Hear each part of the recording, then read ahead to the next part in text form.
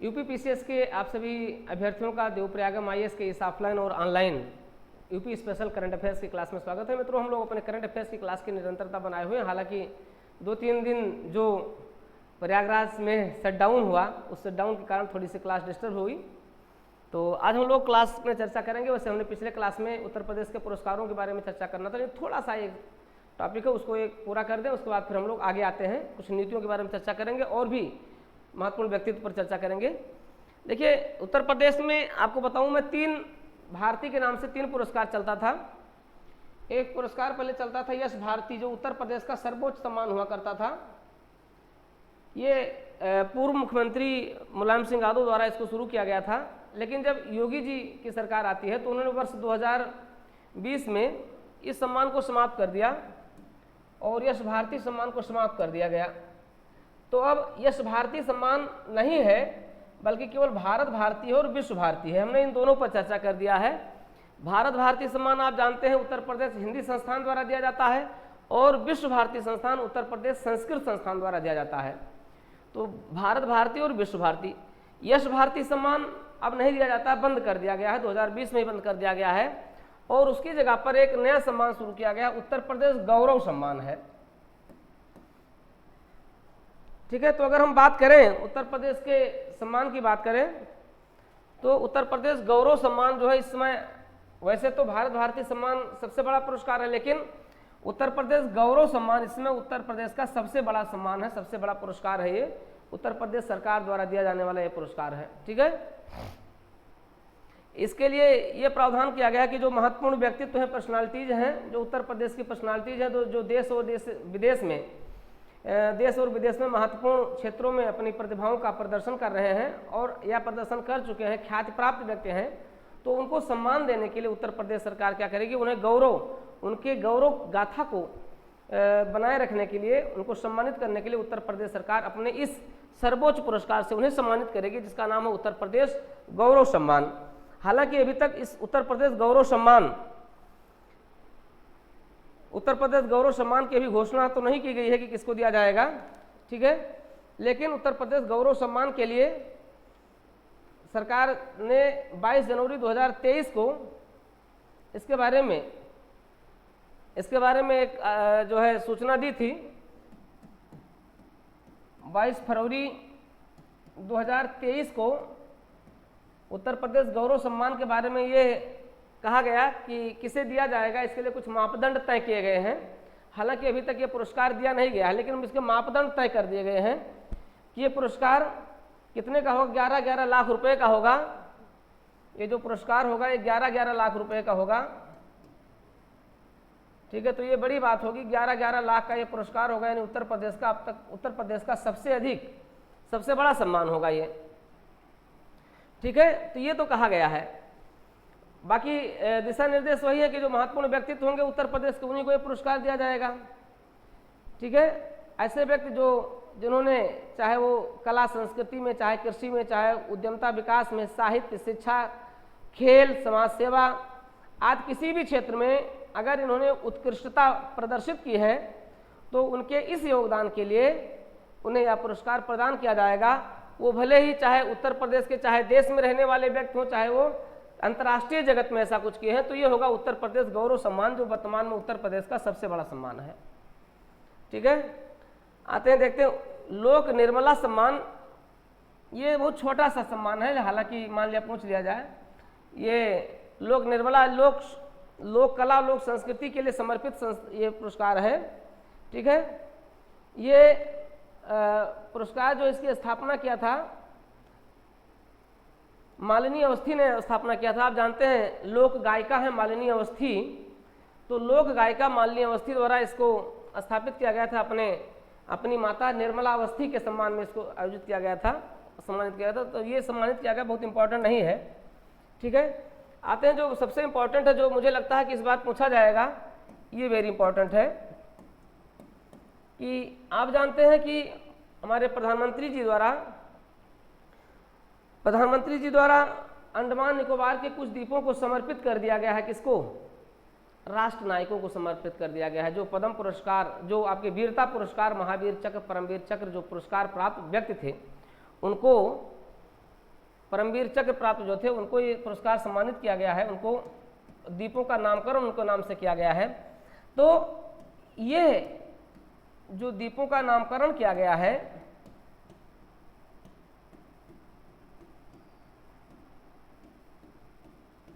तो उन द्वीपों के नामकरण में उत्तर प्रदेश से 4 व्यक्ति रहे हैं, उत्तर प्रदेश से 4 व्यक्ति रहे हैं जिनको ये सम्मान दिया गया है, अर्थात जिनके नामों को इसमें शामिल किया गया है।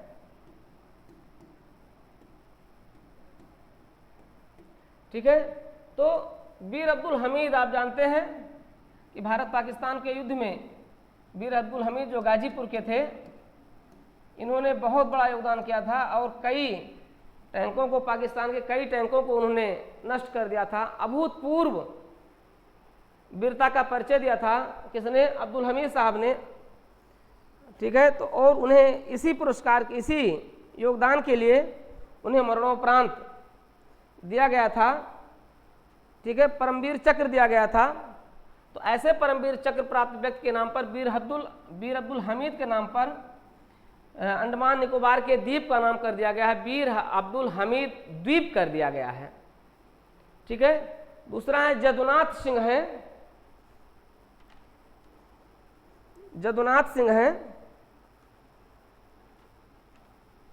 ये शाहजहांपुर के हैं। पाकिस्तान 1948 में पाकिस्तान के युद्ध से ये हैं, शाहजहांपुर के हैं।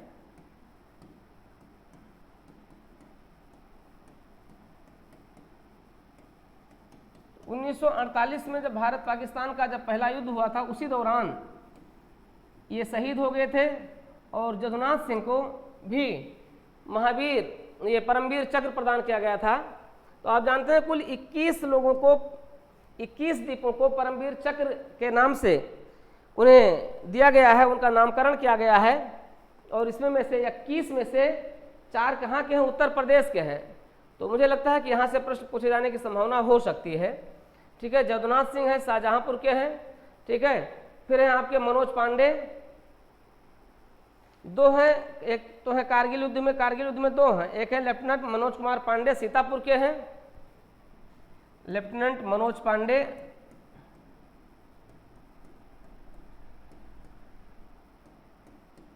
ये आपके सीतापुर के हैं, लेफ्टिनेंट मनोज पांडे सीतापुर के हैं। इन्हें कारगिल युद्ध में 1948 में, 1999 में जब कारगिल का संघर्ष चल रहा था, उस कारगिल के संघर्ष में ये शहीद हुए थे और इन्हें भी परमवीर चक्र से सम्मानित किया गया है। तो कैप्टन मनोज पांडे। फिर हैं आपके कैप्टन योगेंद्र सिंह यादव, बुलंदशहर के हैं, कैप्टन योगेंद्र सिंह यादव।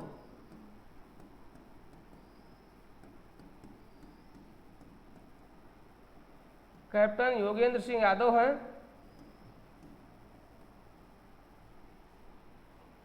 तो कैप्टन योगेंद्र सिंह यादव को दिया गया है ये पुरस्कार। ठीक है, ये भी कारगिल के युद्ध में शहीद हुए थे, 1999 में कारगिल के युद्ध में शहीद हुए थे। इनके नाम से भी बड़ा महत्वपूर्ण सम्मान दिया गया और अंडमान निकोबार के इस द्वीप का नाम भी योगेंद्र सिंह द्वीप कर दिया गया है। ठीक है, तो ये भी एक बड़ी उपलब्धि है। ठीक है, कहाँ के हैं? बुलंदशहर के हैं। तो मान लिया कभी मैचिंग करने के लिए आ जाए तो आप ध्यान रखिएगा।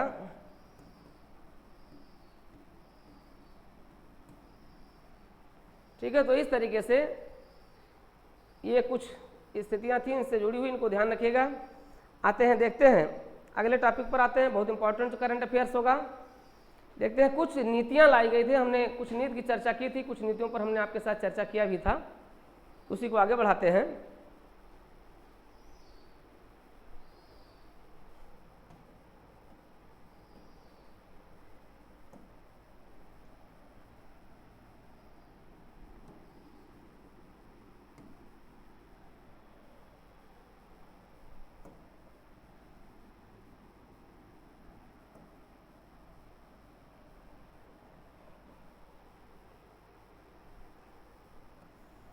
हमने आपके साथ कुछ जैसे उत्तर प्रदेश राष्ट्रीय खेल नीति हमने चर्चा किया था, और खेल नीति से संबंधित फिर उत्तर प्रदेश के खेल से संबंधित कई चीज़ों को हमने आपको एक साथ दे दिया था। ऐसे ही हमने आपके साथ चर्चा किया था उत्तर प्रदेश खेल नीति हो गया था, और फिर उत्तर प्रदेश फिल्म नीति 2023 भी हमने आपके साथ चर्चा कर दिया था। ठीक है, तो इससे जुड़े भी तथ्यों को हमने आपके साथ दे दिया था। पुरस्कार हमने आपको सर पूरा बता दिया। तो यहाँ से कोई भी करंट अफेयर्स आपका नहीं बच रहा। यूपी स्पेशल के सारे करंट अफेयर्स यहाँ से आपके साथ पूरे होते जा रहे हैं। ठीक है, आते हैं आगे, देखते हैं इन नीतियों में जो बड़ी खास नीति है उन पर हम चर्चा कर लें, जो आपके एग्जामिनेशन पॉइंट ऑफ व्यू से बहुत इंपॉर्टेंट है। जैसे आपको बताएं, बड़ा इंपॉर्टेंट है आपका उत्तर प्रदेश सौर ऊर्जा नीति है। हमने Uttar Pradesh where housing and logistic नीति की भी चर्चा कर दी थी। ठीक है, अब एक आपकी आती है उत्तर प्रदेश औद्योगिक निवेश एवं रोजगार प्रोत्साहन नीति है। इसके बारे में प्रश्न पूछा गया है। तो कई ऐसी नीतियां हैं जहां से प्रश्न पूछे गए हैं। आते हैं, देखते हैं। सबसे पहले देखते हैं उत्तर प्रदेश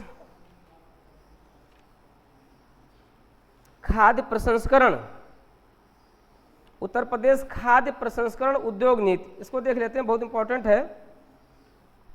उत्तर प्रदेश खाद्य प्रसंस्करण नीति,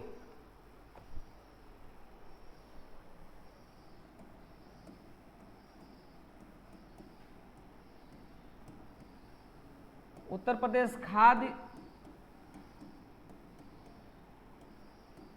प्रसंस्करण नीति 2022 है। तो ये 2022 की नीति है, लेकिन ये लाई कब गई है? 2023 में लाई गई है। ठीक है, तो ये जारी कब की गई है? ये जनवरी 2023 में जारी की गई है। कैबिनेट से जो स्वीकृति हुई है जनवरी 2023 में हुई। खाद्य प्रसंस्करण नीति है ये। ठीक है, तो बड़ी इंपॉर्टेंट है। इसमें क्या किया गया है? इसमें उत्तर प्रदेश में निवेश और रोजगार को बढ़ाने के लिए इसे लाया गया है, और ये कहा गया है कि उत्तर प्रदेश के जो नए उद्यमी, जो उद्देश्य है इसका क्या है? उद्देश्य है, जो उद्देश्य है वो उत्तर प्रदेश में निवेश को प्रोत्साहित करना। ठीक है, कि जो खाद्य प्रसंस्करण क्षेत्र है, खाद्य प्रसंस्करण क्षेत्र में निवेश और विकास को बढ़ावा देना। ठीक है, खाद्य प्रसंस्करण क्षेत्र में निवेश और विकास को बढ़ावा देना, और इसमें रोजगार के अवसर सृजित करना।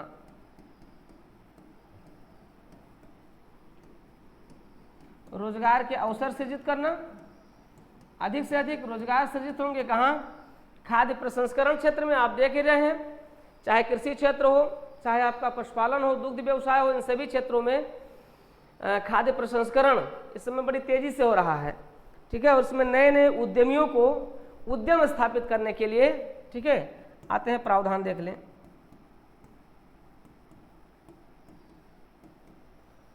प्रावधान है कि खाद्य प्रसंस्करण क्षेत्र में नए उद्यमियों को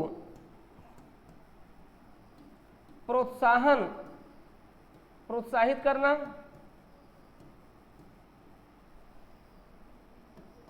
उद्यमियों के लिए रियायतें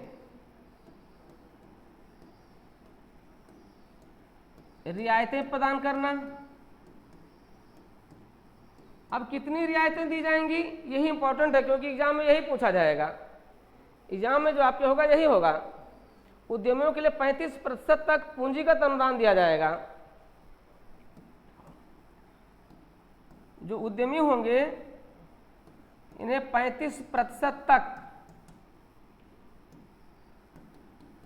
पूंजीगत अनुदान दिया जाएगा। यही पॉइंट रहेगा आपके एग्जाम में, यही पूछा जाएगा कि उत्तर प्रदेश खाद्य प्रसंस्करण नीति 2022 के संबंध में निम्नलिखित में से सही कथन की पहचान कीजिए। 4 विकल्प दे देंगे, उसमें से आपको छांटना होगा। एमसीक्यू यही से बनेगा, यही से एमसीक्यू बन जाएगा। तो उद्यमी इनको 35% तक पूंजीगत अनुदान दिया जाएगा, जो कि बहुत महत्वपूर्ण है। राशि में अगर हम इस अनुदान को देखें तो ये राशि हो जाती है कितनी, लगभग 5 करोड़ हो जाती है। ठीक है, अब ये 35% जो पूंजीगत अनुदान होगा, ये इसको जो राशि होगी, जो अधिकतम होगी, ये जो राशि होगी अधिकतम होगी, ये 5 करोड़ रुपए तक होगी।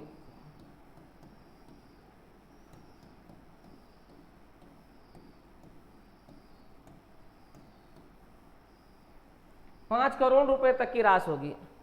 ठीक है, तो ये हो गई उत्तर प्रदेश खाद्य प्रसंस्करण नीति 2022। वेरी इंपॉर्टेंट है आपके यूपी पीसीएस के लिए, क्योंकि उत्तर प्रदेश सरकार किस पर बल दे रही है। उत्तर प्रदेश सरकार का इसमें पूरा जोर किस पर है, उत्तर प्रदेश सरकार का पूरा जोर है उत्तर प्रदेश को उत्तम प्रदेश बनाते हुए इसे निवेश का हब बनाना। तो निवेश के हब बनाने के में खाद्य प्रसंस्करण क्षेत्र इसमें सबसे तेजी से विकसित हो रहा है। ठीक है, अब खाद्य प्रसंस्करण क्षेत्र के तेजी से विकास होने की स्थिति में यहाँ पर निवेशक आएंगे तो उनके साथ अच्छी प्रौद्योगिकी आएगी, निवेश होगा और उत्तर प्रदेश क्या होगा, तेजी से आगे बढ़ेगा, क्योंकि 1 ट्रिलियन इकोनॉमी उत्तर प्रदेश को 2027 तक बनाना है। ठीक है, तो यहाँ से प्रश्न एमसीक्यू यहाँ से आपके पूछे जा सकते हैं, आपको इसके लिए तैयार रहना होगा। ठीक है, ये हो गया आपका एक क्वेश्चन होगा, तो यहाँ से भी आपके प्रश्न बन सकते हैं।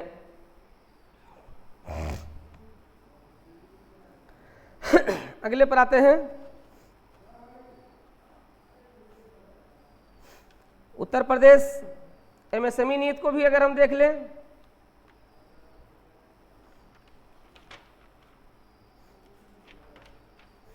अगर आप देखें तो उत्तर प्रदेश एमएसएमई पॉलिसी ये भी बहुत इंपॉर्टेंट है।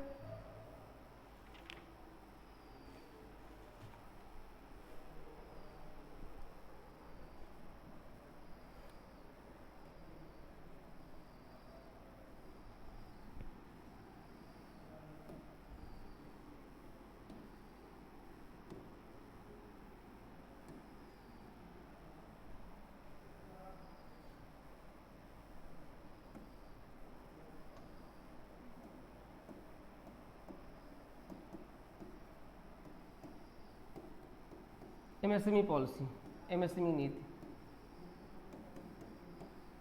2022।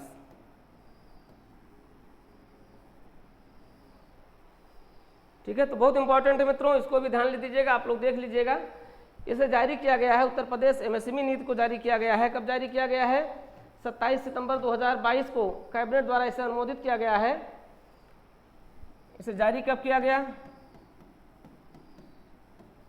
27 सितंबर 2022 को जारी किया गया है। एमएसएमई उत्तर प्रदेश के लघु मध्यम उत्तर प्रदेश के सूक्ष्म लघु मध्यम उद्योग। ठीक है, तो अब ये आपके जो सूक्ष्म लघु एवं मध्यम उद्योग हैं, उनको बढ़ावा देने के लिए यह नीति जारी की गई है।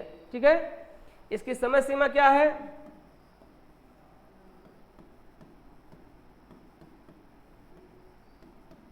दो 2022 से 2027 तक है, यानी 5 साल तक के लिए जारी की गई है ये एमएसएमई नीति। यहीं से पूछा जा सकता है एक प्रश्न, तो कितने साल के लिए हो गई, 5 साल के लिए हो गई एमएसएमई। ठीक है, अब इसमें क्या है कि नए सूक्ष्म उद्योगों के लिए 50% प्रति इकाई, ठीक है, जो आपके सूक्ष्म उद्योग हैं, जो इसमें रियायत दी जा रही है, सूक्ष्म उद्योगों के लिए है आपका, सूक्ष्म उद्योगों के लिए है आपका 25 लाख रुपए। ठीक है, इसके लिए 25 लाख रुपए तक के ब्याज में अनुदान दिया जा रहा है। ठीक है। और इसी प्रकार से निवेश पर 10 से 25% तक की छूट दी जा रही है।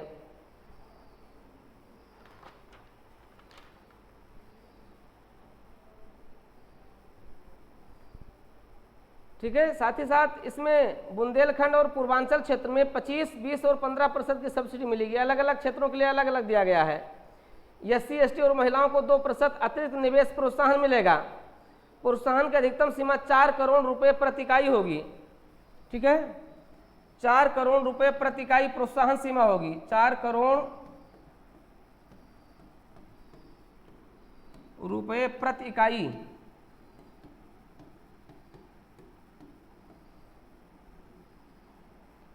इसकी होगी। तो इसको जरूर देख लीजिएगा, यहाँ से भी प्रश्न पूछे जा सकते हैं, इसकी समय सीमा पूछी जा सकती है। ठीक है, उत्तर प्रदेश MSME नीति 2022, यहाँ से भी प्रश्न पूछे जाने की संभावना है। तो इस तरीके से नीतियों से प्रश्न पूछे जा सकते हैं। आप लोग एक बार रिवीजन कर लीजिएगा। इस पर हम MCQ क्वेश्चन आपको शीघ्र ही देंगे। बस आप लोग पढ़ते रहिए। परीक्षा की तिथि में असमंजस मत डालिएगा, केवल पढ़ते रहिएगा। तिथि बदली जाएगी तो देखा जाएगा। चलिए ठीक है, आप लोग लगे रहिए यूपी स्पेशल DPIS के साथ, देवप्रयागम के साथ।